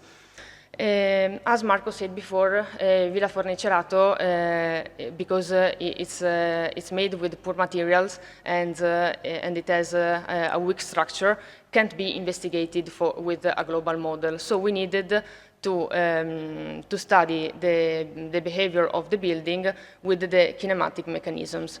So we essentially, with the help of the geometrical survey and the crack pattern, We individuated 3 of the most vulnerable macro elements, and we've seen what happened with the seismic force applied. As you can see from the results, we have found out that there is a very low seismic level safety, corresponding more or less at the 7%. Talking about the static structural analysis for the roof, because of the complexity of the geometry, we decided to use a global model for the roof. And here on the right, in the last picture, you can see the results. The colored elements are the ones that are not verified. For the lower horizontal diaphragms, because the geometry was easier, we just use some spreadsheets, and what came out was that all the beams are verified for resistance, but not verified for deflection. Now I will show you which was the structural design, and step by step also what came out, the surprises that we had in the site visit. So here you can see the static and consolidation for the roof. And if you remember, the most problematic elements were the rafters. So we had the idea to putting a truss web on each rafter in order to reduce the span of the element, and so reduce the bending moment on it. And then another problem was the head of some of the rafters, because the head of the beams, which is in contact with the masonry, could be, in historical buildings, have some problem of humidity. So in these cases, we proposed a wooden prosthesis on the damaged beams. And finally, in the ridge beam of the loggia, which was not verified, we proposed a non-invasive method, because the plan was to put a shaped wooden element at the extrados, connected to the other one and invisible from the inside. Here you can see the result of the global, the same that you have seen before, implemented with the retrofitting. As you can see now, all the elements are verified. So now we will see together what we found out during the investigation. As I said before, the roof is one of the most critical elements of an historical building, because sometimes could be a vector of rainwater infiltrations, and so in the worst cases can bring also to the attack of insects. So also in agreement with all the other people involved, specialists involved in this process, we decided to remove all the tiles in order to check also all the elements from the extrados. Now we will see together the most critical elements of the roof, which were the 4 hip rafters. Actually, in the first one, we didn't have any surprise, because here the resistograph gave us a bad result, so we expected to find out a situation similar like this. So in this case, we simply have done what the project planned. So we essentially made in both the elements the wooden prosthesis. The surprises began with the other hip rifter, because in this case, as you can see, the resistograph gave us a good result, and also a visual investigation gave us a good result. But when we removed all the tiles, we found out that also the part going into the wall was damaged. In this case, because there was a good section of the wall, there were some meter of good wood, we thought to make a reduced intervention, consisting in matching together some boards of wood connected to each other with screws. And one of the pros of this intervention is that it's completely invisible, because all this intervention is inside the section of the wall. With the other, okay, this is the upper side of the same hip rafter. Here, as you can see, the water has arrived to the wood, and insects attacked the wooden beam. So here we didn't have any alternative to wooden prosthesis for all the length of the damage. With the other two hip rafters, the situation was even worse because, as you can see, we have the same kind of damage, but it was widespread along all the length of the beam. So the only solution was to completely replace these two elements. Now let's go through the other rafters. As I said before, the other rafters had just problems with the infiltration of the water nearby the wall. So just in one case was necessary the complete replacement of the element.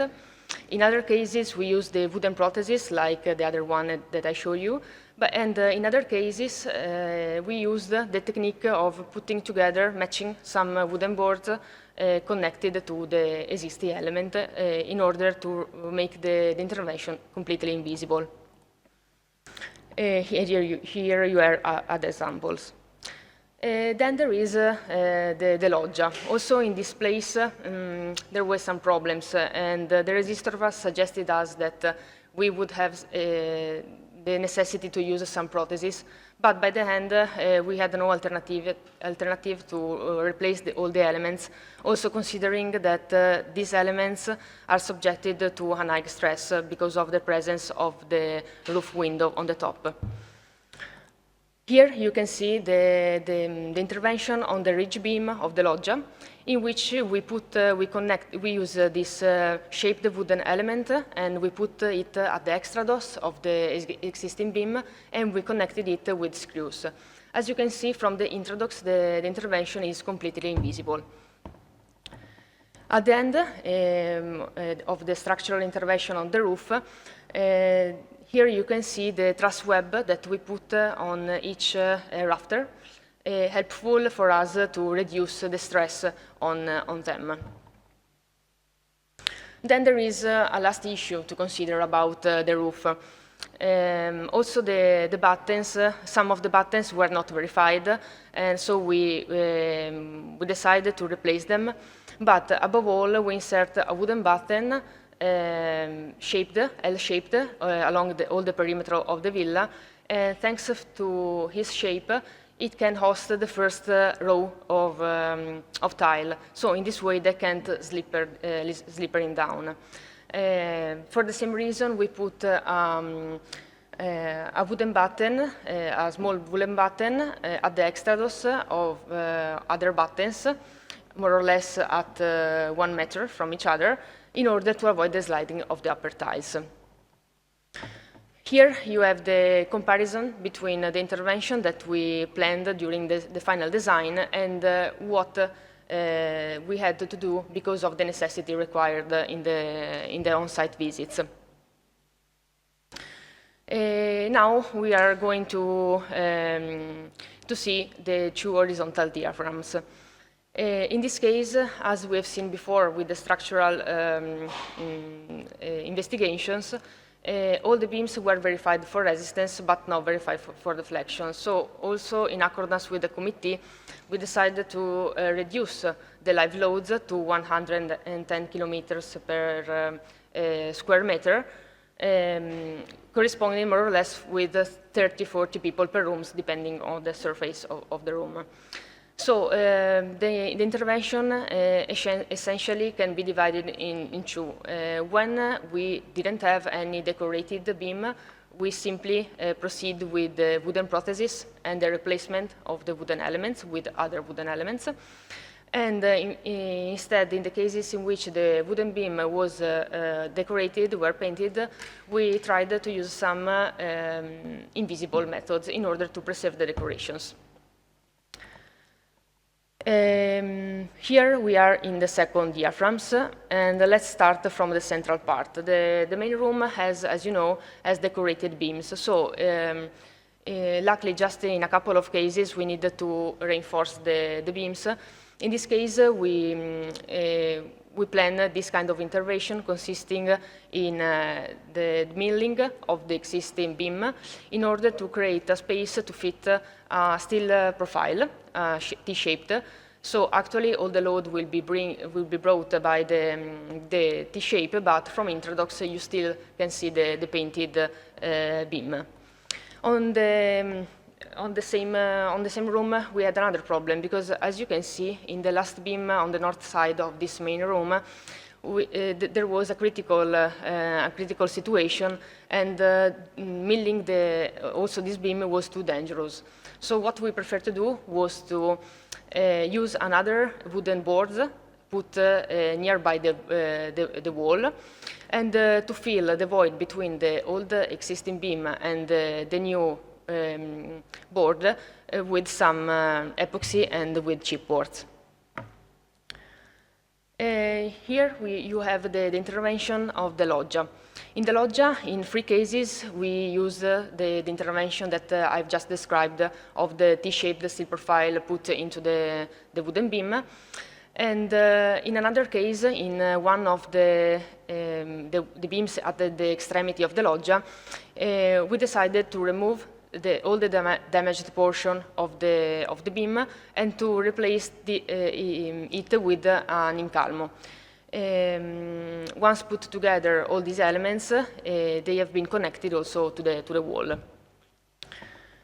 In the other 2 lateral rooms, east side and west side, there were no decorated or painted beams, so we could simply proceed with the wooden prosthesis and with the replacement of the wooden beams. Also, in the second diagrams, the situation was similar to the upper one, but at the first one, we had no painted beams, so we could simply proceed with the replacement of the existing beam where necessary, and the wooden prosthesis on them. It's also interesting to note that because we need to replace all the beams on the southeast room, but we have the length necessary to use them on the northeast room. So you can find some beam that previously were in a room, you now can find them in another room. Now let's go to the seismic improvement intervention. As Marco said before, we can have different levels of safety. And as I said before, at the beginning, Villa Forni Cerato was at a very low safety level. So now we could choose the kind of improvement to do. We decided to do not a too strong intervention in order to follow the principles of a conservative retrofitting. So we essentially decided to strengthening the existing structure, essentially just with the lime mortar injection reduced to the horizontal diaphragms and not to the entire building, and to improve the connection between the walls and the floors. Okay, this gave us the opportunity to switch from the 7% that I showed you before to a seismic level safety about the 40%. These are the 2 horizontal diaphragms. As you can see, the intervention were very similar. Later, I will show you the 2 differences. Essentially, the intervention consists in a lime mortar injection at the floor level in order to create a kind of perimeter resisting beam. And then we have reinforced the existing flooring using 2 layers of wood. And at the end, we had ensured the connection between the new layers with the existing beams and the existing walls with this steel band connected to the elements. At the second floor, this is the second diaphragm, so the very first step was the lime mortar injection. Here on the left, on the right, you can also see the comparison between the sonic test made before the grouting and after the grouting. As you can see, the velocity, so the consistency of the wall has changed, and now in this part of the building, we have a more resistant part, helpful for us to connect also the horizontal diaphragms. After this phase, we proceed at the second floor. First of all, we relocate all the decorated sheets. Then we proceed with the positioning of the first wooden layer. Then a second wooden layer, put, as you can see, in another direction to improve the work of this intervention. And finally, we connected this new intervention with the existing beams and with the existing walls with these stainless steel bands that you can see on the right, grouted into the walls. In the lower level, we had a similar situation, but in this case, we didn't have any decorated board, so we simply started to positioning, after, of course, the lime mortar injection, we starting with the positioning of the first wooden layer. We tried, where possible, to use to select all the original wooden sheets. We, of course, needed to integrate them with the new wooden sheets, and at the end, we put the second layer exactly as we made before in the other level. At the end, also in these cases, we used these stainless steel bands welded with a welded bar connected to the wall. Here you can see some pictures of the villa retrofitted, but I'm sure that you know what we are talking about. And if you have any question, we are here. Thank you for the attention.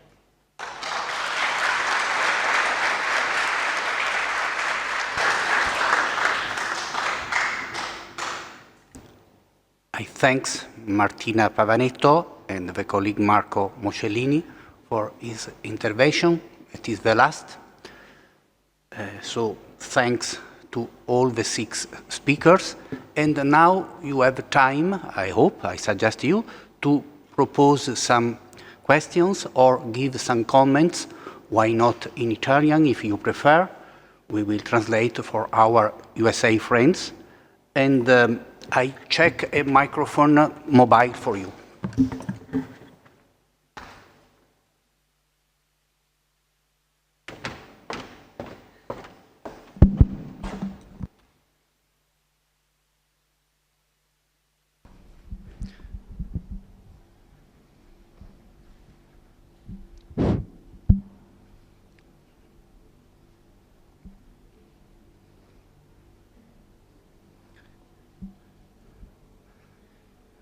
Qualche intervento? Some questions? Architetto Peron. Buongiorno, io avrei una domanda per R-STRUCT sul metodo di analisi delle strutture. Avete analizzato tramite macroelementi o avete anche valutato il metodo push-pull per le murature? È una domanda tecnica, capisco. Push-pull. No, I answer in Italian, then in English. Okay. No. I answered if the method with engineer analysis the structure is with macro elements, through macro elements, or another method, push-pull, that push the structure and simulating the the seismic behavior of the building. Yeah, no problem. No, in this case, we consider only the out-of-plane mechanism, because the request from the commitment was to do only seismic improvement intervention. So we want to solve the most critical issues. So improve the very low safety level, but they don't ask us to make a full retrofitting. So we limited to solve the most critical part, that are the collapsing, the crumbling collapsing, so with the grouting injections, and then to connect the walls to the floors and to the roofs, in order to avoid the out-of-plane mechanism. But we don't push to the global model because it was not requested, and they don't want to do a full retrofitting that will have requested invasive intervention. So we decide to stay in a medium safety intervention. I understand, thank you. You're welcome. Professor Del Munari. Volevo chiedere, io parlo in italiano perché Volevo chiedere come mai nei muri di spina centrali, nei due muri, le lame non hanno attraversato i muri, ma sono state fissate praticamente sulla testa di ciascuna trave e sulla testa dell'altra. Non c'è la continuità tra le due travi attraverso il muro. Grazie. Yeah, the question is about the detail of the intervention, because we where there is the inner walls, we plan to connect the wooden beam to inner walls, but not to connect the beams each other together. And this is because we want to connect the floor, the wooden floor, to the walls, and so the purpose was the connection to the walls in order to avoid this different behavior, this out of plane behavior, and to involve the walls for the seismic resistance. So it was not necessary to connect the beams each other to give them more resistance, but to connect them to the walls. Posso tradurre in italiano? Sì, no, diciamo. Sì. Diciamo che l'obiettivo era quello di collegare i solai alle pareti, e in modo da evitare sfilamenti dei solai rispetto alle pareti, e quindi perdita di appoggio. Quindi l'obiettivo era proprio quello di creare un collegamento unitario tra pareti e solai. Esatto, e non collegare invece le travi, e quindi avremmo creato delle situazioni di incastro, e quindi con una piccola modifica del comportamento. Comunque, dove era possibile, le tavole, diciamo, il doppio tavolato è stato fatto continuo. Quindi dove il muro si interrompeva, poi sopra il doppio tavolato è continuo, quindi c'è anche un collegamento a livello del doppio tavolato. Niente.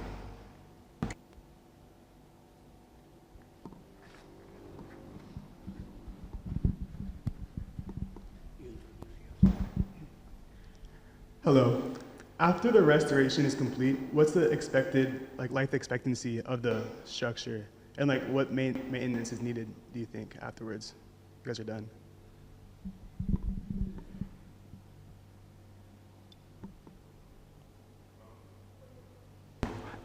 From the structural point of view, you mean?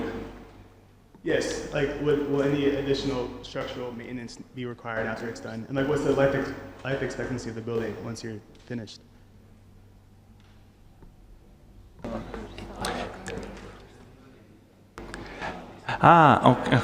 Ok, perché non so. Comportamento dopo il restauro. No,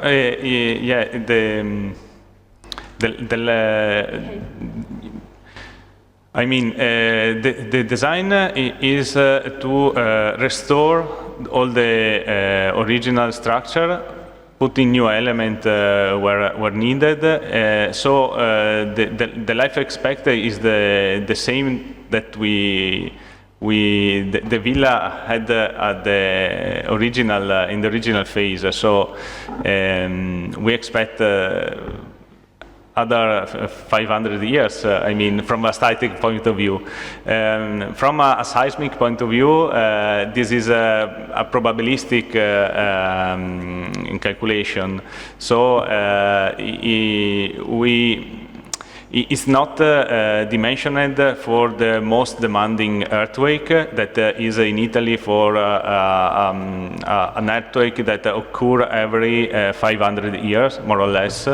But we have in the 40% of safety level, so it's dimensioned for to resist without collapsing, without damage, for an expected earthquake that is every 200 years, but it is a probabilistic calculation, so it's not like a clock starting from now. This approach is very important in the Italian code because let us the possibility to apply conservative intervention and let us in the future to intervene again if there will be a new material, new techniques. So we don't have the full retrofitting because now with the actual technique could be too invasive. Instead, maybe in 100 years we have new techniques less invasive, so we can see what will happen in the future. Awesome, thank you. You're welcome.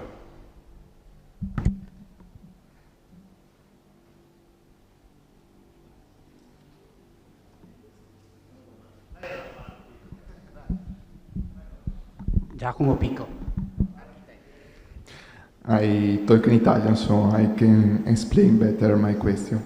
La mia domanda è a Francesca e volevo chiedere se questa ricerca che lei ha fatto sulla modularità che è presente all'interno di Villa Forni Cerato era stata verificata con qualche altro edificio che è, legato a Palladio, non solo a livello di progetto ma anche a livello di cantiere, perché comunque considero questa ricerca molto importante, ma se questa verifica fosse stata fatta, penso, su qualche altro edificio sarebbe comunque una scoperta abbastanza sensazionale.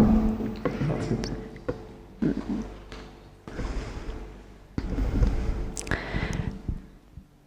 Credo che sia importante per il momento limitare lo studio scientifico a Villa Forni Cerato, perché non ho notizia nella letteratura che sia stato fatto uno studio simile in altri edifici palladiani, si tratti sia di palladi che di palazzi che di ville. Sarebbe interessante che ci fosse più attenzione in merito a questa ricerca, che comunque è ancora in corso. Noi non siamo arrivati alla conclusione di questa ricerca. Sarebbe interessante che gli organi di competenza, io parlo di centri di studio sull'architettura palladiana, avessero almeno l'intenzione di verificare quello che noi stiamo portando alla luce in modo scientifico. I'm going to talk in English for the American friends. I was asked if the same modularity can be found in other buildings. We want to focus on Villa Forni Cerato because we have no idea if something like that has been found out in other Palladian buildings. It would be very, very interesting to compare what happens in other Palladian buildings. And I think that this would be something that we are not in charge of, but somebody else could do. I'm talking about the International Center of Studies in Vicenza, which would be I think the best center, and also the most important experts in the world that could also, it would be nice if they could tell us if we are going the right way, because we don't have any certainty about this, and we're not sure about what we're doing. But the truth is that we're scientifically doing the research, and I'm afraid that in some other buildings, any kind of research so deep has been carried out. So I have no answer about other buildings because I'm only in charge of Villa Forni Cerato.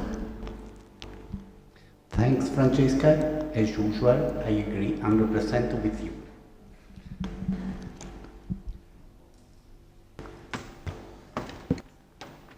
Avevo visto un'altra mano qui. Sorry.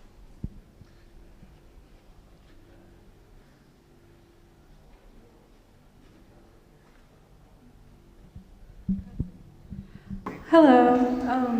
I was just wondering, is the golden ratio that you found through the squares and the rectangles in the Palladian metric, is that the only factor telling you that this villa is Palladian, or are there other factors that are contributing to this that make it a more affirmed Palladio-like villa? I don't think that only Palladio used the golden section at the time. We're talking about the Renaissance. So it would be interesting as well to research if the golden ratio was used also in other buildings, not just because it's a Palladian building. So actually there were other architects working at the time, and it would be very interesting to go deep in some other kind of research. If I well understood, you're asking if this is the only reason why we talk about, we think about the Palladian signature kind of authorship of the building. I don't think this is enough to say that Palladio was actually the architect of this building.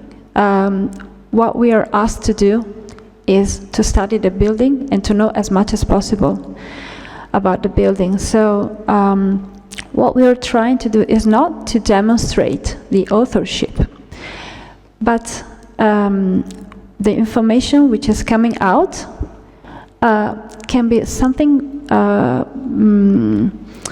very fundamental to go close to a possible authorship of this building. So this is not enough to say that Palladio was the author of the building. But day by day, Palladio is the architect we're thinking of, because a lot of the design, a lot of the information tell us about his way of designing. But this is not enough so far. Maybe in the future we will have more information.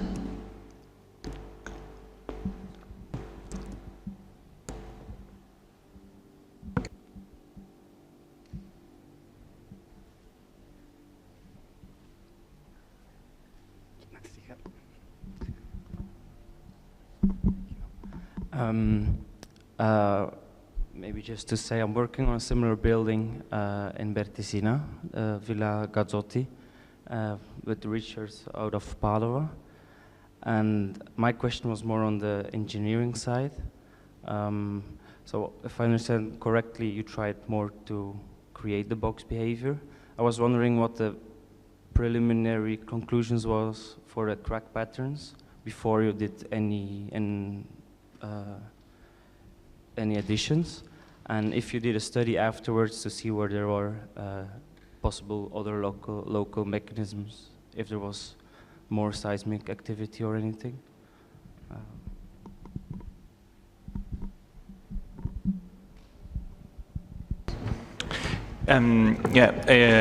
About the crack pattern, we study from the beginning the crack pattern, because it showed us that all the walls were not connected each other, because we have vertical cracks in all the corner, and where there are orthogonal walls. So it was a light on the loss of connections. So the intervention was made to create this connection between walls and between walls and floors. For this reason, we study the out-of-plane mechanism in order to I can say dimension the connection that are needed to retain the walls in case of an earthquake.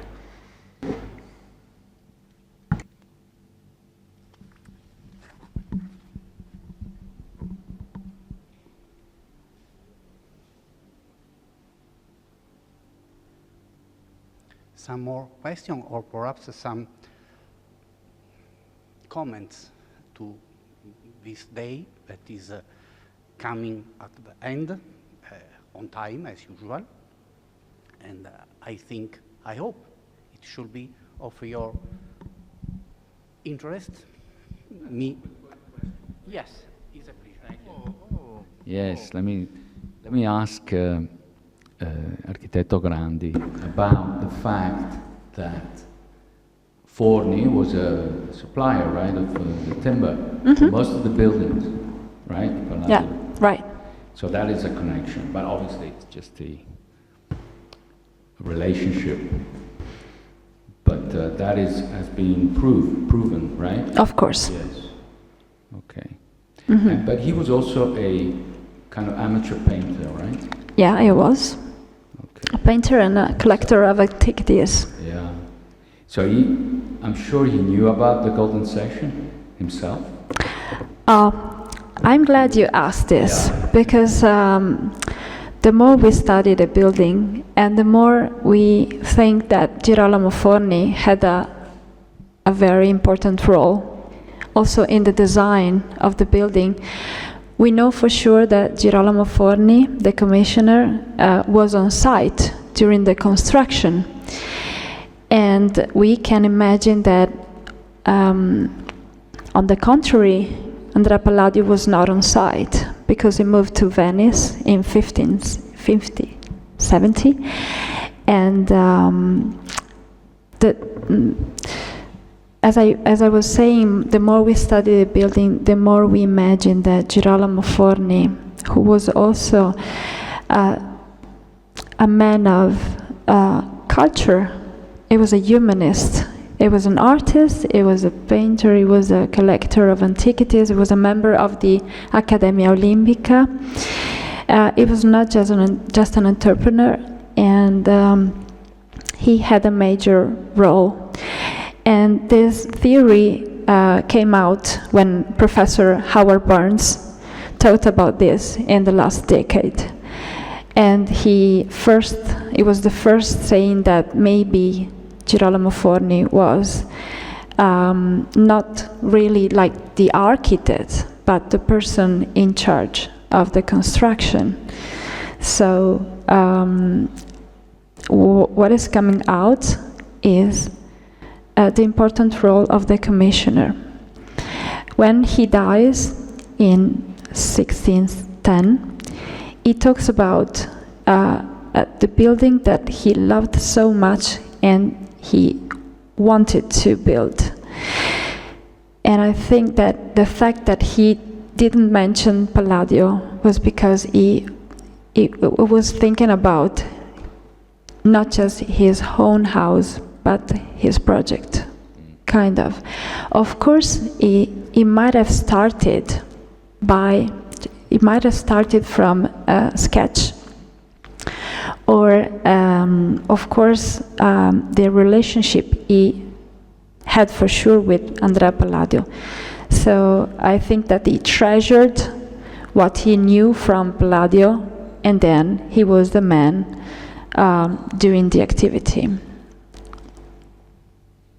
So I thank you for the question, because it's something very, very tricky, something that is really puzzling for us, because we also spent a lot of time studying a lot about the biography of Girolamo Forni, and the more we know, the more we think that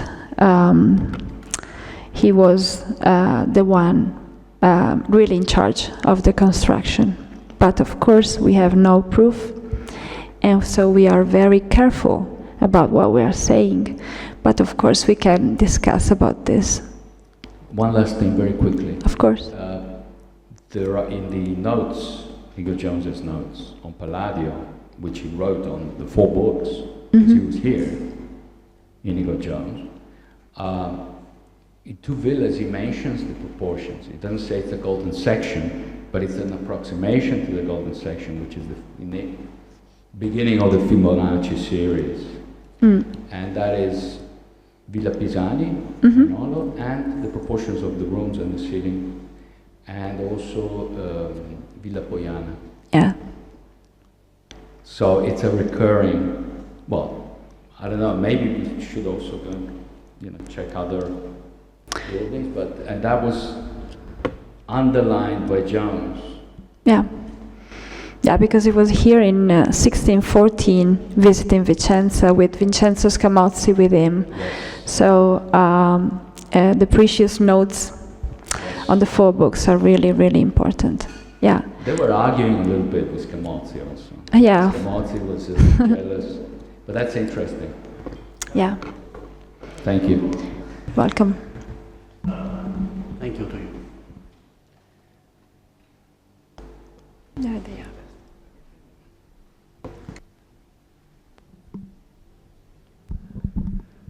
Hi. I know that today's conversation is centered around like the architectural elements of the house, but I was curious if there's any conservation or restoration efforts on the surrounding yard or Forni's like timber fields just beyond the house.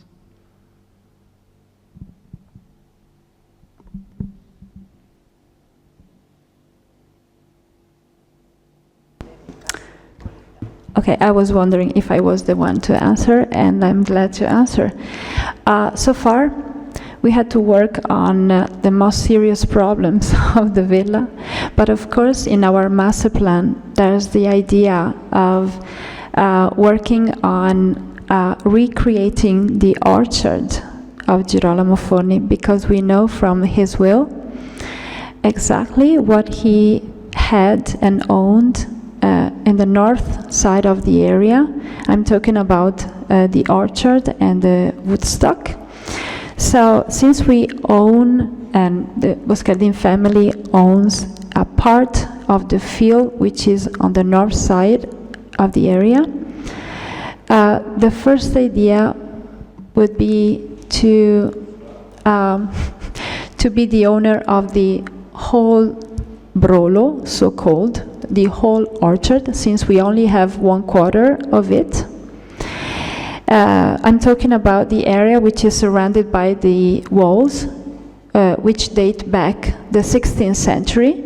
So we will be able to reunite the original site, and then it would be very interesting to recreate the orchard. But of course, let's say our priority was to preserve the building, and then in the next future, if there will be the possibility, also the financial possibility, we will try to also develop a landscape project.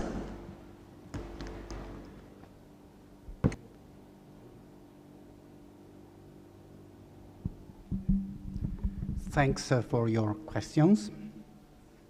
I suggest, before going on the bar, first plan, I suggest a last applause to our 6 speakers.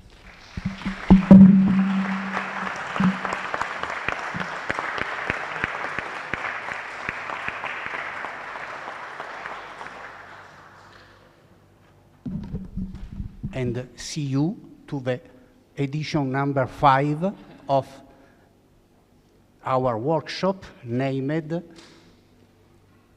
Palladio Today.